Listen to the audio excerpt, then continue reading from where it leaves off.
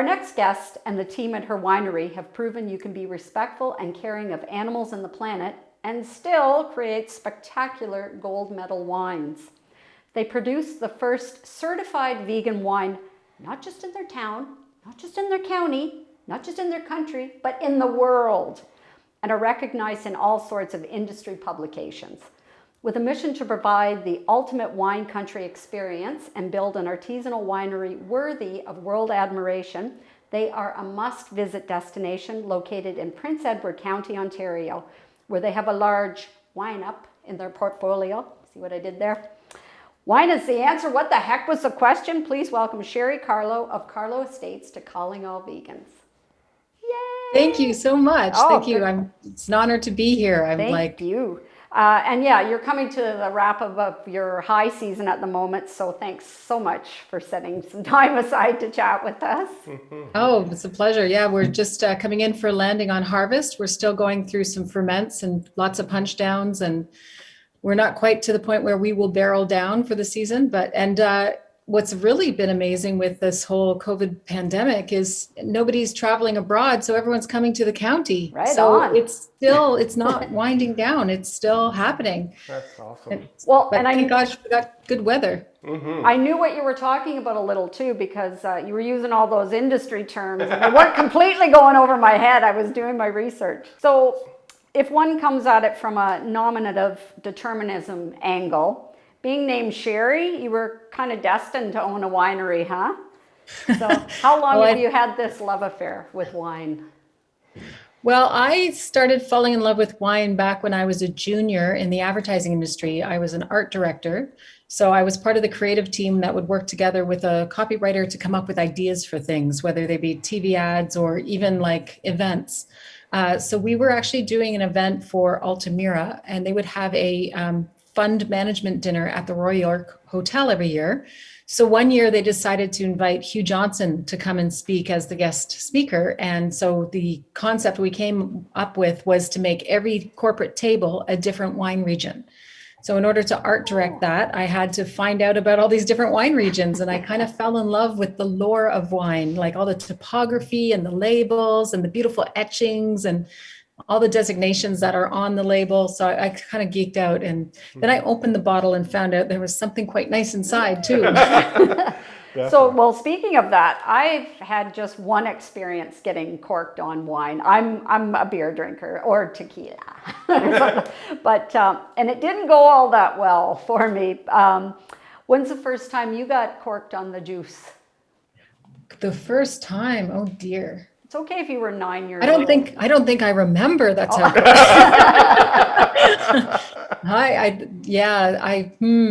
I mean, I have to be honest. I was because I'm always honest. I used to go out to bars before I should have. Yeah, I had a look about me that looked like I was old before my time. So it could have been then, I guess.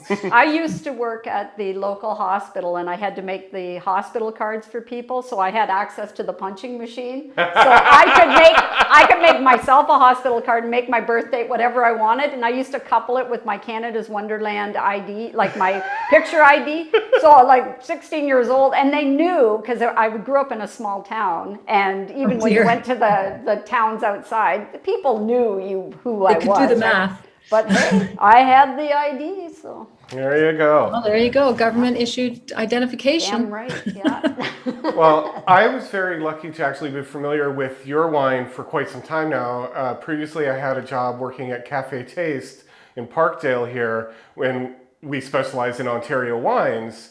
And so Jeremy Day, the sommelier there, first introduced me to your stuff, and I fell in love with it so quickly. So it's a pleasure to be speaking with you again about this now. Yeah, well, please remember me to Jeremy. I haven't seen him in person for a while. I will definitely mention you to him when I speak to him next. Yeah. Yeah, thank you. Can you tell us a little bit about your vegan backstory? What was it that led you to become aware of these things and make these changes in your life? Well, it was first completely for shallow and vain reasons. When I was first living on my own in college, I realized I had got that freshman 15 going, and I realized it would be cheaper and easier to keep my weight off if I ate vegan. And plus, so I started doing that for vanity reasons and because I was cheap. But Listen, animals don't care why you stop eating them, right? Exactly. They're like just happy. Anyway, from there, I ended up going down to the Toronto Vegetarian Summer Festival down at Harbourfront. Oh, yeah. And I guess I walked into the wrong room at the wrong time, but maybe some would say the right room at the right time. And I saw how animals were being treated in slaughterhouses. And I was completely appalled and didn't want to like that. I would just think about that all the time, and it would motivate me to just stay on the path, besides being vain and cheap. And then I ended up getting a job in advertising because I was at OCAD at the time. At the time it was OCA. And I got a job in advertising, and it was really hard to be on set like 12 hours a day. There's only so many, I don't even know if Blue Smarties are vegan, but there's only so many Blue Smarties you can eat. So eventually I kind of fell off the turnip truck, as it were, and started eating a little bit of stuff again. But when I came back to the county and I moved here full time, and Richard moved, we bought the land in 2005. He moved full time in 2008. So I moved full time in 2010. So somewhere in there, I don't know if I was actually here full time or not, but I was watching videos late at night in the county because there was nothing to do. The sidewalks were open there. And again, stumbled across some more videos, and I was just like, that's it. I am not participating in this. I was so mad. I was furious at the world and furious at mankind, and hate people, hate humans. I'm getting to be quite a little misanthropist myself. So so it was bad because I was so frustrated that I couldn't get everyone to change. I'm like, wake up. Oh my God, what are we doing? But I realized that I couldn't change them, but at least I could change myself. So I just declared that I was not participating in that anymore. And then I found out that wine wasn't necessarily vegan. Yeah. So then your world came crashing down. So then I told Richard, my late husband, I said, look, I'm going vegan. I'm not eating any more animal products. You can do whatever you want, but I'm not doing it. And I said, and also, by the way, wine is not vegan, so I'm not having that anymore either. And he was like, what? So he set out to prove to me that he had been making his wines accidentally vegan since the beginning as an amateur winemaker. Wow. When I met him, I actually met him on Lava Life because we both had wine as an interest. And I was only allowed to smile at guys, according to my girlfriends, at the ones who I could check off all the same interests. So he had wine, I had wine. And when I met him, he was basically living in a 4-bedroom house in Ajax in the woods. And it was like walking into a wine cellar with a 4-poster bed. I mean, that's what to do, right? Kind of a dream come true, huh? So he set out to show me that even since then, he was making his wines vegan because for him, he felt like the processes that he was using would make a better wine. He was one of only 52 wine judges, and he tasted a lot of wine, and he just was making the best wine that he could. And it just so happened that it was vegan. Right so on. He set out to prove that to me. And then when he realized it was that important to me, he got the idea that we should be first to market to certify our wines as vegan, because he was an engineer and he was all about the certification processes. So he said, we should get certified as vegan. There's no one else doing that. And if it's that important to you, it's going to be that important to everybody else. So we did. And it was kind of a weird transition at first, because we used to always do food pairings. We always felt guilty that we were running a winery out of a barn, and it wasn't like this glamorous slick winery.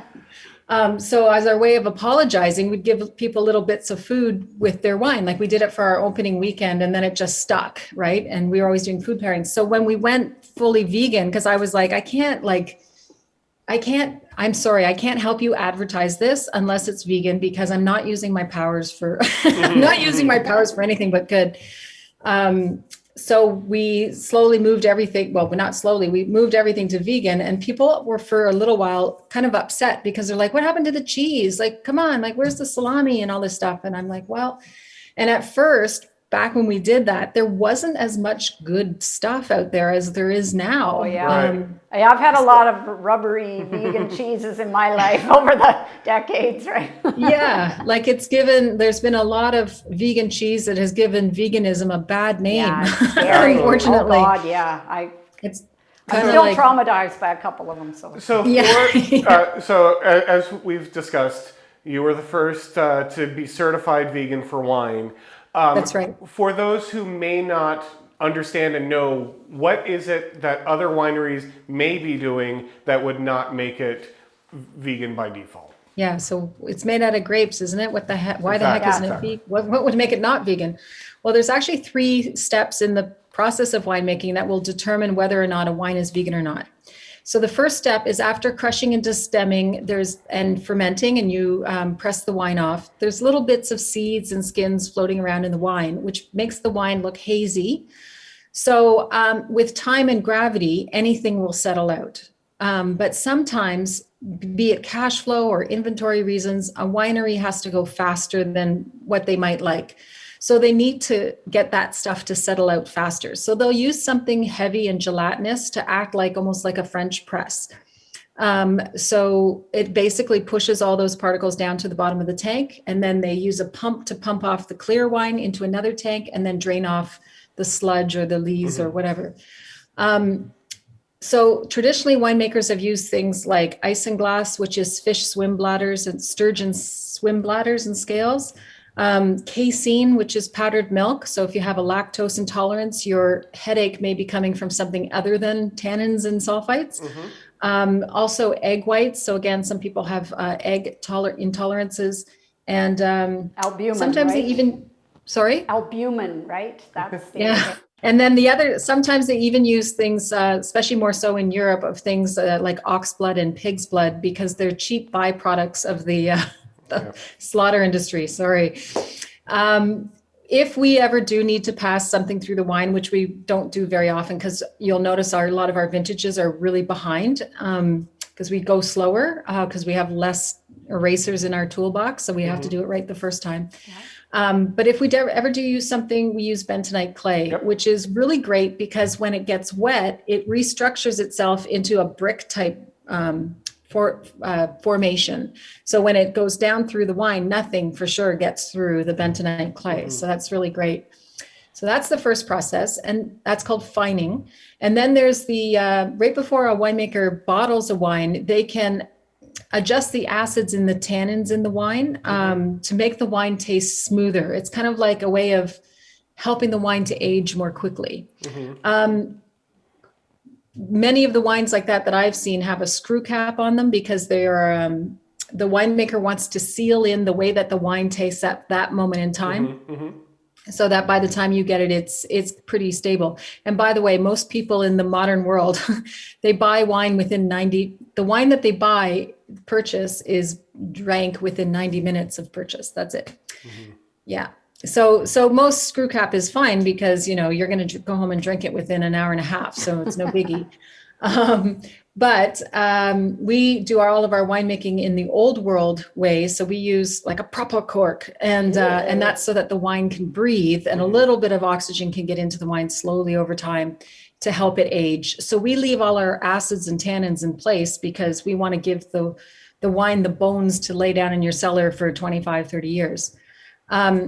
So if you ever do need to adjust acids or tannins, like you want to do a little tiny, a little tweaking here and there, you typically would use protein because the acids and the tannins adhere to the protein. It makes that particle heavier and then it precipitates out. And again, you can rack it off into another clear tank. So for us, rather than using ground up animal parts, we use potato protein, pea protein, or pumpkin protein. So we're basically putting a vegan smoothie through our wine. So The third process is a process called chaptalization. So there's 2 times a winemaker might chaptalize. The beginning is, the first time is during fermentation. They might want to increase the alcohol level because alcohol is just the result of yeast eating the sugar in the juice itself. And then the byproduct of that is alcohol and carbon dioxide. So you can do the math on what you're really drinking. We're not helping. You might add a little bit of sugar to feed the yeast so that they can create higher alcohol, which creates more warmth in your mouth. So the winemaker might want to make a wine warmer. But generally, like, we don't chaptalize our wines. Winemaking is kind of like making that perfect lemonade. It's the art of balancing the acid in the juice with the sugar in the juice. So sometimes if you make a Riesling or a Gewürztraminer, an aromatic white, you might want to lift the fruit a little bit because it's too acidic. So they'll add in a little sugar just to lift the fruit, round out that mouthfeel, and it just has better balance. They help balance the wine. The problem with sugar is not vegan because it's bleached using animal bones or animal char. Yeah. But for us, we do not do that with any of our table wines. All of our wines are dry, except for our fortified port style wines. We do have, there's like 90 grams of sugar in that, and that's an after dinner dessert type wine. For that, we use Red Path, which is accidentally vegan. Yeah, I've heard that. Yeah, they're the ones that have that little sugar beach down by the lake shore or whatever, right? Yeah, and what's great is they're also local because they have their main plant in Toronto, but they also have a facility here in Belleville, just north of us here. So we're being vegan and we're being local, which is fantastic. Nice. And that's mainly just for our fortified port style wines called Van Alstyne. Yeah, so those are the 3 reasons a wine might be or might not be vegan, but that's just the wine in the in the bottle itself. Right. Well, yeah, because like not only is the wine in your bottle certified vegan, but all of your vineyard practices are vegan. Your packaging is vegan, including the glue and the vegetable ink for the labels. Your menu is plant-based, and even your principles have vegan principles, right? So that's right. Both Sachs and I are vegan. Yeah, you're not just taking advantage of this marketing trend to green or humane wash, like you actually walk the walk and you're not compromising the values you hold dear. Can you tell us a little bit more about your green and cruelty-free philosophy? Well, I just think we all have to work together and be nice to each other because it's an ecosystem, right? It's like those T-shirts where it says the pyramid is like this. We're not the top of the pyramid. Yeah. It's an ecosystem. And I think I do see the world waking up, which is really encouraging. Veganism is growing, and I think people are not so afraid of it. It doesn't sound like some aliens so much anymore, which is really great. But yeah, I just really believe Sachs always says, well, because I said we're all going to die if we don't smarten up, and he's like, well, we're all going to die. Yeah. Well, we're hurrying up the process and making it. Well, we're taking others with us. That's not fair. Well, and the other thing too is it's like I just don't want us to all die all at once. Like, we're all going to die, but not all at once. Yeah. So let's just that's where we're headed, right? So. On the process of vegan winemaking, are there any benefits to using a plant-based wine fining versus something that might be animal-based? Is there any effect on flavor profile, anything like that? Well, wine is a very subjective thing. So, Richard used to, as a wine judge, used to hand me wine and say, here, Sparky, taste this, tell me what you think of it. And I'd say, I'm not telling you anything because I'm going to sound like an idiot. And he'd say, well, look, I don't have your palate and you don't have my palate. So how can I tell you what you're tasting? So he said, you can think anything you want because it's your palate. So it's up to you. So the thing about this is I could tell you for me, I have had like wine critics and wine writers consistently, I'm hearing a comment that our wines are very clean. They have a very fruit forward taste profile and they're very clean. I've had some customers come, I hear through the grapevine, they're asking their daughters, when their daughters say, oh, well, Karlo's vegan. And they're like, well, is that why I don't get a hangover? I don't know. Like, I mean, if you did have lactose intolerant issues or eggs or all that stuff, and you were drinking a wine without knowing that was passed through, like some people would say, oh, well, it's not in the wine anymore, so it's no big deal. But as we all know, that's not the point. It's the point of using it in the first place. But who knows, like if people can be so allergic to nuts that they can't even have the peanut in the same room with them, then why not, if it passed through the liquid, that it's still going to have an effect on you. But anyway, I'm kind of going off the rails here. No, this is good. I'm happy for it. Never mind. How many wines? So on that note, I guess your wines, your mouth, how would you describe your wines? I think they're beautifully balanced. They're all like, people always say to me, which is your favorite wine? But it's very hard to choose because they're all like your children. We have about 25 of them, but they're very clean. And I think I'm a little bit guilty of having what we call cellar palate, because I drink a lot of our own wines because I have a lot of Scottish blood in me. I'm pretty cheap. So I'm just drinking the wines that we make. But I do like to try other wines when we're out and about. And I think I'm a little spoiled because I think our wines are beautiful. We quite often get comments from customers that they go through a portfolio tasting and they can't find a wine that they don't like. So I do agree with the assessment that they're very clean and fruit forward tasting, beautifully balanced. They're just beautiful wines. I'm pretty lucky. We have a really awesome winemaking team with Derek Barnett and Spencer Mayer. We're On pretty the lucky. topic of your portfolio, how many different wines do you have available, and about how much wine do you produce in a year? Good question. So we have about, I've even actually lost count. I think it's somewhere around 25. I think it was up around 27, but they've been slowly, like Sachs is like really the business mind, and he's been trying to get me to slow down a bit. But now, he's also a wine enthusiast and the supporter and lover. And it's really actually a bad situation because you've got a bunch of artists in charge of a winery, and we just want to create. And so every time we hear about some obscure grape, we always want to get our hands on it. So we have about 25, I would say, but currently right now, because we're at the end of the season, we have around 8 or 9 that we're pouring in the tasting room. We're just about to release 4 more wines, and we'll release another. We usually release one of our showcase wines called Quintus. We release it just before Christmas, so you can have Quintus for Christmas. Yeah. All I want for Christmas is a bottle of Quintus. Yeah. Exactly. So get on the waiting list for that one because it's a beautiful wine. It's 5 of the original Bordeaux grape varietals in one bottle.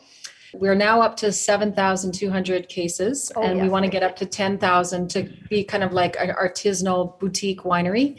Yeah, now you've mentioned a couple of the names of your wines. Who comes up with the names, and are there any of them that you would consider kind of really funny, humorous names? Well, we've all kind of worked on stuff. Like, of course, Richard and myself would come up with the names before. Sachs, when he came on the scene, he came up with the name of Triumvirate. So we make our Sextus, which is all 6 of the grape varietals, and we don't make it every vintage. We only make it in an exceptional vintage because it's very, very hard to get all of the grape varietals online at once.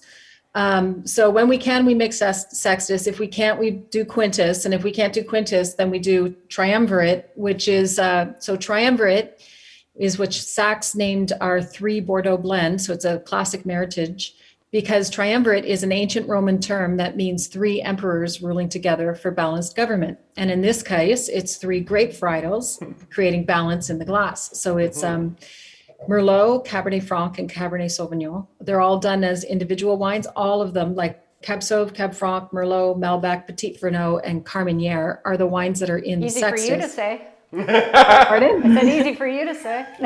Yeah. So we make them all as individual wines. Then we do bench trials to figure out exactly the right ratio. And then whatever's left over, we use to make the next batch. And then what you keep running out of one of the varietals, right? So you go from Sextus to Quintus to Triumvirate. We also have, we had a blend this year that sold out very quickly. It was Cabernet Franc and Carmenere from on the estate, the Carmenieres on the estate. And then we release whatever is left over as single varietal wines. So we've had Malbec, we have the only Malbec in Prince Edward County. We've had Merlot, we've had Cabernet Sauvignon, we have Cab Franc. So whatever's kind of left over, we do as single varietal wines as well. Gotcha. But yeah, so with the names, there's a little funny one. Actually, we wanted to have a really wide portfolio of wines for our guests so that there would be something for everyone. So of course we have our $100 bottle of Sextus, but we also have our cheap and cheerful Wednesday pizza wine. And so we named those two wines, like they're kind of like banquet wines, like might use them for a wedding or something like that. We have named them after our mascot cat, whose name is Little Bug. Yeah. And so we have Little Bug White and we have Little Bug Red. And Little Bug is a chimera cat, which means that she's half tortoiseshell and half calico. And she was two kittens, embryos, that ended up forming and becoming one cat. So she literally has a split down the center of her face. Yeah. And if you want to see what she looks like, she has her own hashtag. It's Littlebug PEC. And if you ever come to the winery and you see her, and you will recognize her because her face is split right in half, take a picture of her, because on New Year's Eve, our staff votes for the best Littlebug picture. And whoever wins gets their pick of our rare finds bin, which are library wines that go all the way back to Richard's first vintage in 2008. So they're wines that are worth now like $500-700. Oh, so not just some cheap hooch, huh? Get into the good stuff. So that's great. Your wines are available in several restaurants here in Toronto, but they're not easily available at the LCBO. Can you tell us a little bit about that and why that happens? They're not there at all. Yeah, we're not in the LCBO. We chose not to. We've actually had them invite us to do so 5 times, which is really a beautiful compliment. But we've had to turn them down because we sell out of everything we make every single vintage. Mm-hmm. So I always encourage people, like we do have a few wines in the portfolio that we intend never to sell out of. We always try to make enough that it goes through from the beginning of the year to the end. And we always have to think about sales projections and, oh my gosh, this all COVID the sales non-fun stuff for all the artists working there, huh? Yeah, and it's just like, oh my God. But we do have a lot of small lot winemaking as well, because we have about 27 different wines. So we have wines that come in and out of release. Mm-hmm. So it's always good to come back to Karlo multiple times because there's always something new to try. And we always encourage our guests to buy what you like when you're here because it will sell out. Like we try to avoid crying and gnashing of teeth. So tell people take what you want now. It's true. But the thing too is as our clients come out and learn about us, they get to know that they can also buy our wines online. So what usually happens is someone stumbles across us somehow. They come out to the winery, they find some wines that they fall in love with, and then they go home and they get to the bottom of the bottle and they go, gee, I really should have got more of that. And so what they start doing is they go online and they order, and we do free shipping within Ontario for purchases of $100 or more. And there's certain provinces that we can ship to as well. So definitely if you're outside of Ontario, people can contact us directly to get some of the wines. So we're halfway through October. How many gold medal scores have you had so far in 2021? It's been quite a fantastic, like we thought last year when we were bragging about having 18 that was unprecedented, but now this year we're up to 23 for this vintage alone. Wow. Of this current year, which is really amazing. And especially seeing as so many of the award shows have been canceled because they've been postponed because of COVID.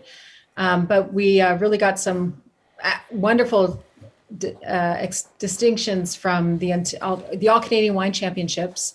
Our very first bubble wine, our very first sparkling wine we've ever made. We thought it was going to be like one of those the first pancake you make on Sunday morning. You know, it's always like runny on the inside and burnt on the outside. Yeah. And it Give falls that apart. yeah. I'm like, okay, I'll eat that one myself. We thought that was what would happen with our first 2020 bubble, but it turned out it ended up getting a gold medal at the All Canadian Wine Championships. So we were really pleased with that. You're standing there looking all happy, but you're like, what?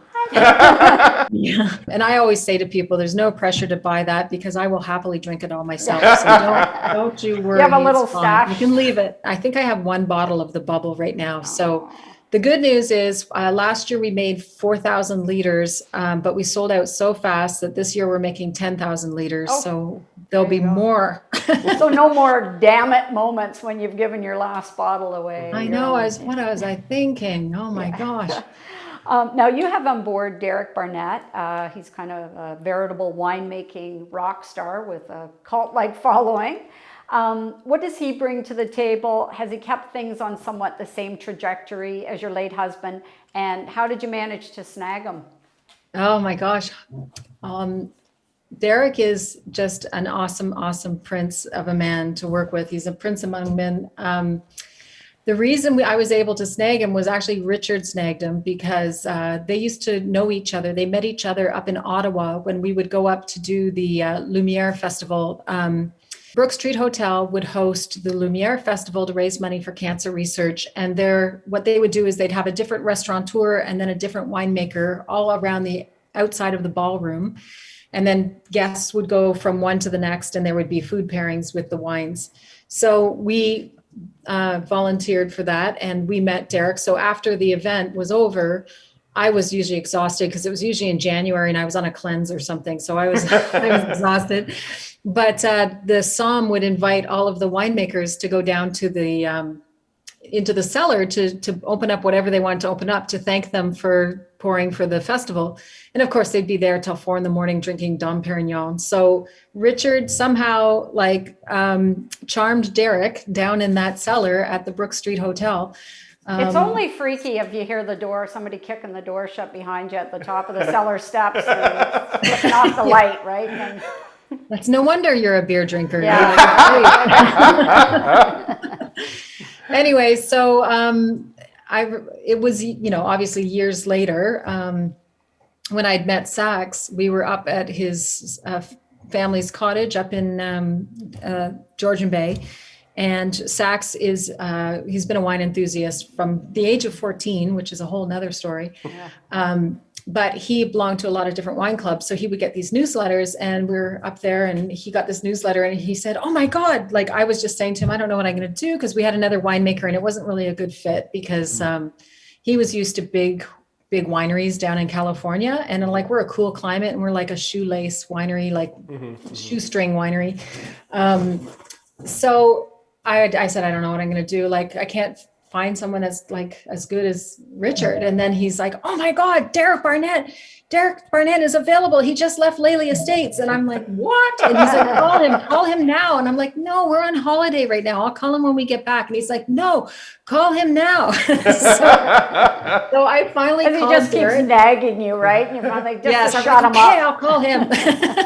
So I called him and I just asked him, I said, when a winemaker stops making wine, can you really stop them from making wine? Like, you still want to make wine, don't you? And he said, listen, and I said, because I'm wondering if you might want to make wine for Karlo. And he said, look, I don't like to talk about business over the phone. So you have the rest of your holiday and I'll drive over to Prince Edward County and we'll talk. So the next week he drove to the county, and in the time it took us to walk from his car down to the bridge, which is less than a 5-minute walk, we had struck a deal, and we made a commitment to each other on a handshake, and we've been working together ever since. So awesome. He is incredible. What he brings to the table is reassurance. Everybody had a collective sigh of relief when people started saying, oh, Derek Barnett's at Karlo Estates now. And everyone was like, oh, okay, Karlo's going to be fine. I certainly was. But he's not only is he exceptionally talented, he's extremely humble, and he's very gracious in everything that he does. And he's very, very wise. And he's actually mind-blowing. What's most mind-blowing for me is not only his incredible talent for making wonderful wines, he has such a great palate, but he has all the numbers in his head. Like, you can ask him, you can just go up to him and go, how much Cab Franc did we make last year? And how many labels do we need to do that? And he'll go, and then he'll tell you.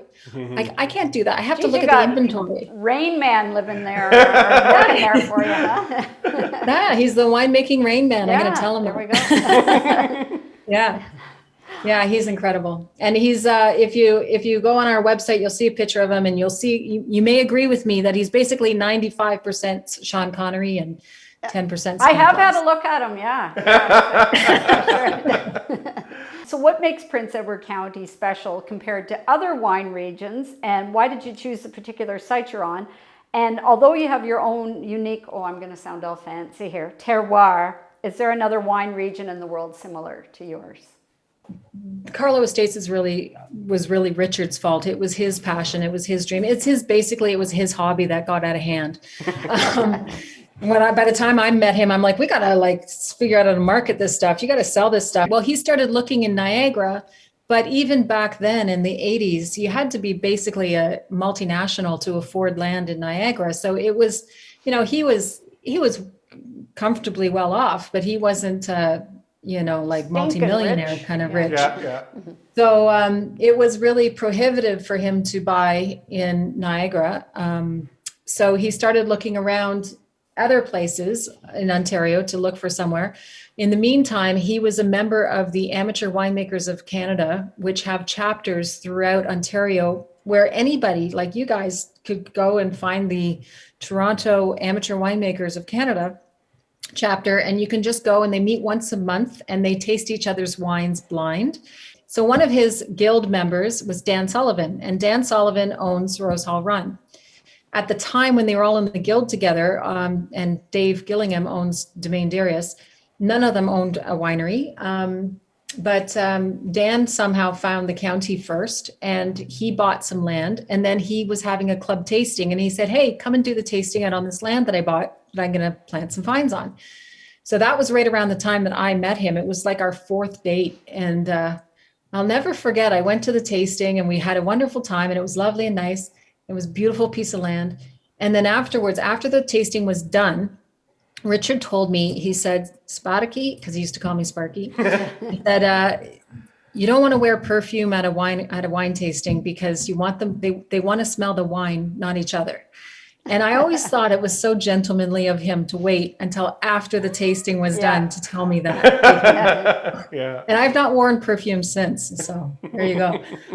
So we found the county because of coming out for Dan's tasting. And of course, just like everybody else, when Richard saw the soil, he was like, oh my God, it looks just like Burgundy, France. We have limestone soil in clay, and it's the only difference between our soil and Burgundy soil is ours is actually 4 times as old, from 400 million years ago. So the reason everyone's here is because the thinking is once our vines become fully mature, and it takes about 25 years. So there's wineries out here that are 21 years old now.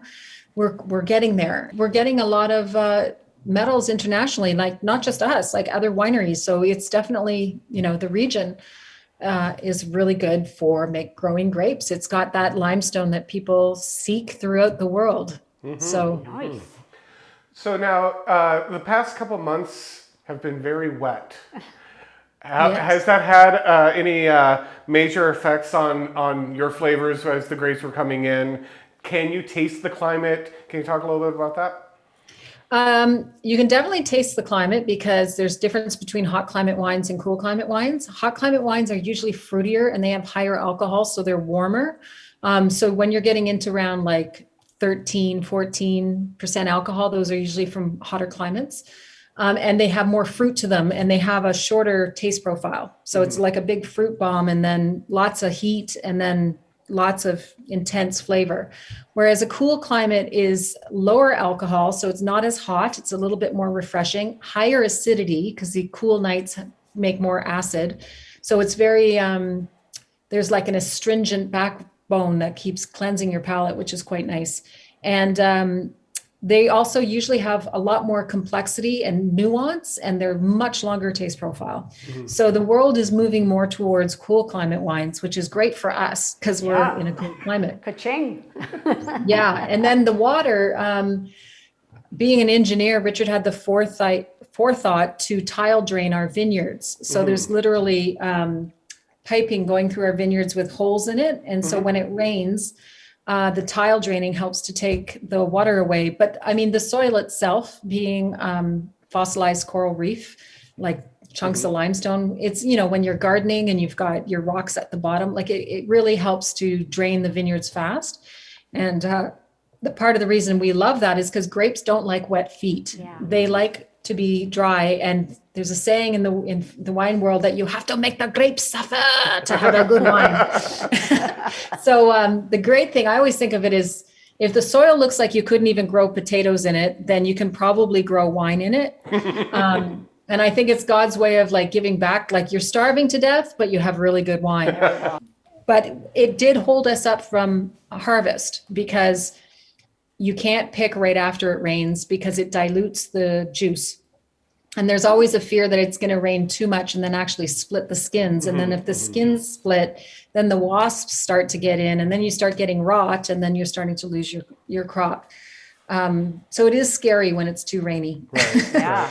But it's a timing game. Like when can we get in there and when will it be dry enough to get into the vineyard to harvest is always a challenge. Yeah, hard to make that call, I guess, because you want to just keep hanging Leave in it there a and little then longer, but you don't want it to break down and you don't want it to get diluted by the rain. And it's a challenge when to pull the trigger, as it were. Now, do you consider what you're doing there at the winery a form of animal activism? I do because I'm always impressed with how many people, like, I just get them to try things. And I don't talk about it. Like, as soon as you say to someone, oh, try this vegan cheese, they're like, ooh, I don't want that. That's gross. But if you say, have this cheese, it's made out of coconuts. They're like, oh, that's interesting. Let me try that. Yeah. Or, hey, it's made out of cashews. Or, hey, this one's made out of pistachios. Like, if you just talk about it in normal terms. And, you know, I'm not a big fan of frankenfood, but let's admit it, we're all junk food junkies every once in a while. So I eat my fair share of what I call frankenfood. But I think showing people that you can just take whole foods and make them into things, and we just call it vegan, so we know that there's no animal products in it, but you're used to this stuff. Like, this is just, our foie gras is mushrooms and lentils and sea salt and olive oil, and then coconut with a little turmeric on top. And like, that's our foie gras. Like, it's just lentils. It sounds fancier, right? Than, like stuffing a tube down a goose's throat. Have you, Exactly. to your knowledge, has anybody chosen to become vegan because of these interactions with you kind of sharing this with them? I have had some closer family members, like, because when I was upset in the beginning, I used to be an angry vegan where I would say, look what you're doing on Facebook. I think we've all been there. Yeah. Yeah, and it's still be a especially little mellow bit. over time. But I did have some family members go vegan. Usually the younger generations are easier because, you know, they want to rebel against the generation that's above them anyway. So what easier way to rebel than not to eat meat? And I have had people, like the other day, we were in the winery and we have this thing we call a picnic plate. And it's basically cheese and charcuterie on a plate with like lots of veggies and dips and all sorts of stuff. And I overheard this one group talking, and they had ordered the picnic plate. I guess you know how there's always one ringleader in the group who, you know, is like the host. So she ordered the picnic plate for everyone, and they're all eating it, and they're eating it. And then she finally turns to her dad, who's probably like, I don't know, he's probably like 70, 75. And she's like, do you like the salami? Do you like the pepperoni on the plate? And he's like, oh yeah, it's really good. She's like, it's not meat. He's like, what? It's not meat. It's beans and wheat. And he's like, really? And she's like, yeah. It's vegan, Dad. You just ate something vegan. And you could tell none of them were vegan, right? And then he's like, well, it's pretty good. And she's like, yeah, it is pretty good. And I think that it just helps to break down some barriers. Like, people are like, this is normal food and it's really delicious.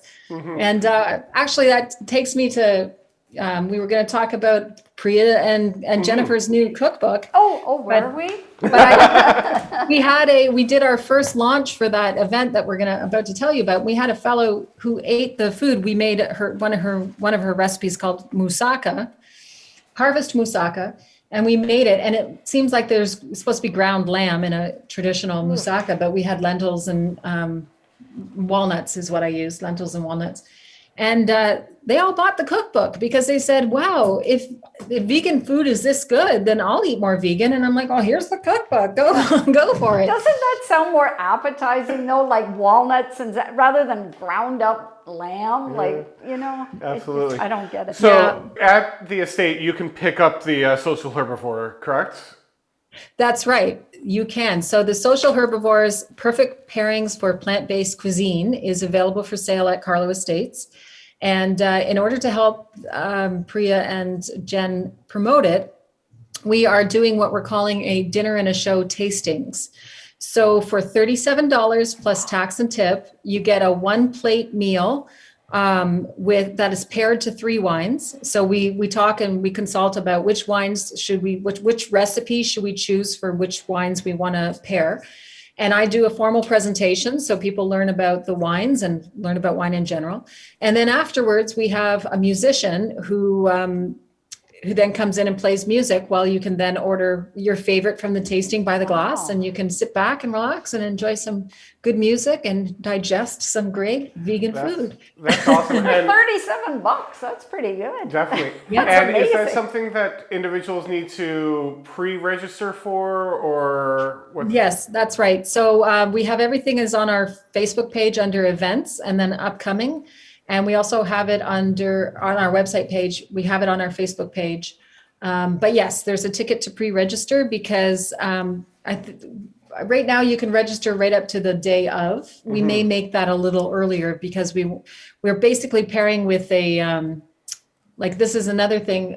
We're basically pairing with either a well-known vegan entity to do the pop-up, or especially during the winter season when it's going to be snowing a lot and stuff, we're using more local talent, but they aren't necessarily vegan themselves, but we're challenging them to make this something vegan. Right. And everybody knows if they're doing anything with Karlo, it's going to be vegan. Like they all know. So it's great because I always we were actually going to do this event. We may still do it at some point. So this is like a registered thing, but we want to do the vegan, Richard used to call it the Schmeegan Schmackdown. So that we would invite all of these different chefs to come in and they would make their best go at a vegan dish. And then we have, you charge tickets and people can try wines and try all the dishes. And then there's a People's Choice Award. But I think my activism is because I have, 6,000 of my closest friends following us on Facebook. When I go into a restaurant and I'm doing social media, they want to make sure that, that I'm going to take pictures of their food. So I think I've had a lot of good influence in the county. I've had a lot of people from, Toronto or different cosmopolitan cities coming out and saying, wow, I can't believe how many vegan options there are in the county. And I would just personally like to take credit for that because I've been that pain in the ass vegan, okay, what's your vegan option? Let's see it. So in the county, you actually have a number of plant-based chefs and cheesemakers, et cetera, that are they're full-on vegan entities. Can you tell us a little bit about some of those and some of the ones that you partner up with? Yeah, so we work a lot with Chef Chris Byrne, and he's been vegan for 20 odd years, I guess. And he's been cooking in all different international cuisines. Well, he's a cool guy too. He's a lot of fun as well. He's awesome. Yeah. And he is very avant-garde in his approach to his food. So it's high French cuisine almost. It's like a piece of art that you're getting at the same time as it's a feast for the eyes and the soul. So he's really great. And then we also have Chef Bailey Stalker, who she just got married. I think it's now Bailey Kennedy. So she's been doing a lot of stuff for us. That's a very Irish sounding name now, huh? Bailey Kennedy. Yeah. So she's been doing some stuff with us, and she does incredible food. It's almost like gourmet comfort food, but veganized gourmet comfort food. You can tell she's been classically trained chef.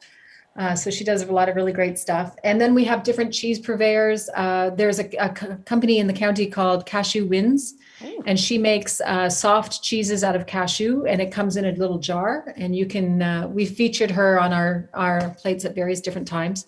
And then we like to actually feature different cheese purveyors or faux vagères from all over Ontario. So we've had different pop-ups with people like Sangari or the Georgian Bay Fromagerie or Wandering Deli. Wandering Deli. Yeah.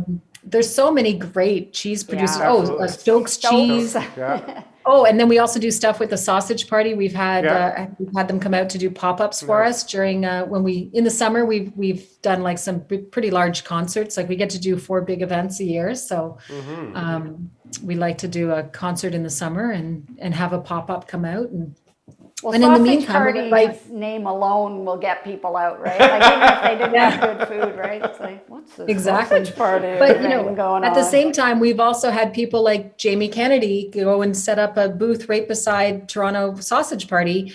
And she would do the hot dogs and he would do the fries. And we got him to do vegan poutine. So he had to like source some vegan cheese and learn, like he looked into whether he should make it himself or whether he should source it from somebody. And so I thought it was really great that, we're exposing people to vegan food and they're finding out it's fun and it's delicious. And Absolutely. like there's so many things to try. And it's actually, you think about the traditional steak and potatoes meal is pretty steak and potatoes. Like that's all it is. Right. I know it over really opens things up. People think it's so restrictive, but instead you end up, when we've talked about this many times, it's just like boom, this world opens up. And like I've tried fruits that look like something I've never seen. They look like something from outer space, and I didn't even know what it was. But my mom always used to say, "You don't have to eat it; you just have to try it." But I think it's really because 95% of what's edible on the planet is vegan. So, hey, let's just try it out. And oh my gosh, I saw this horrible thing. I don't know if I should say this, but Go for it. now I have to because I brought it up. But somebody posted on a vegan group this morning about a fossilized poo, for lack of a better phrase. Okay. And they were talking about doing the DNA testing on this petrified human waste. And they discovered that it had way more fiber in it, like something like 10 or 20 times more fiber in it than what we have in our modern diet. So everyone goes on and like, well, the cavemen used to eat meat. Well, it turns out they didn't. They were eating like all sorts of greens and stuff. And they were talking about the amount of fiber would be equal to eating like 20 potatoes or like 2 things of cabbage or 3 things of cabbage. Could you fit anything else in your stomach after that? No. I know, you put something the size of a human head in your stomach, like you're not eating too much after that. I just have one quick, I had a few rapid fire questions, but I'll just ask you the one. I was reading that if you try wine blindfolded, that people can't tell the difference if it's red or white. Is that true? Well, you're going to have to try it at a party. It's a great party trick. Okay. Actually, we do it with our team. Then I'll be first to pass out and I'm going to have my eyebrows shaved off. Yeah, you can. We do that with our team during our staff training summer party. One of the things, they come on in the spring for the season. And so we're teaching them about wines and, just to do a little reality check, we'll get them to taste the wines blind. And you'd be amazed at how many people think a white wine is a red wine or vice versa. So it's quite, especially if it's like a fuller bodied Chardonnay. And tasting that against like say like a Malbec or something that they have a similar weight if you don't see the color, you might not know. We're on Saturdays, we're hoping to do events so that people can come out and have something to come out to. So we're thinking about Friday night, we'd have like a comedy night, and then we'd have like a jazz night, and then we'd have a karaoke night and a dance night. And then Saturdays, we always do these dinner and a shows. So those are all fun things. We also do, if you want to spend time with myself or with Sax, you can do what's called a gold medal tasting. We do the minimum group we do that for is 4 people, and it's $97 each. And basically, we take you for a tour personally through the estate, and we taste 9 of our gold medal wines. And then we also do a big charcuterie board for you. So we pair the wines to the cheese and charcuterie, and then we give you consultation on what wines you should buy based on what you enjoyed during the tasting. Holy, that's kind of stupid reasonable, isn't it? I think so, yeah. After being to many and many wine tastings and wine fairs, that is a very cost-effective and impressive offering. That's awesome. So like at your winery, you recommend people make a reservation, but you do accept walk-ins. You're kid-friendly, dog-friendly, and maybe even cat-friendly, right? You have a virus-killing fresh air ventilation system, I'm guessing thanks to COVID, and your post and beam barn, built in 1805, is open in the winter, but people should layer up and embrace their inner Canadian. Is that right? That's right. Okay. And thanks 3 layers. What's that? 3 layers. Oh, okay. You only need 3 layers to be warm. Well, the wine will, like, after a while, you're going to be tearing some clothes off and stuff anyway, right? And thanks to your vegan activism, I would consider you an educational space as well. I was talking with Jonathan Belcombe. We had wanted to do an interview there at the winery. It didn't work out, but he is, you know, one of my heroes. But he did tell me that he and his partner, Susan, are, I won't call them frequent flyers, but they're big fans of Karlo Estates. Oh, that's so nice to know. good. Thank Yeah. you. So many people improve with age, most improve with wine, but all improve when they go vegan. So thank you very much for joining us, Sherry, and cheers. Absolute pleasure. Thank you so much for having me. I really Awesome. appreciate it.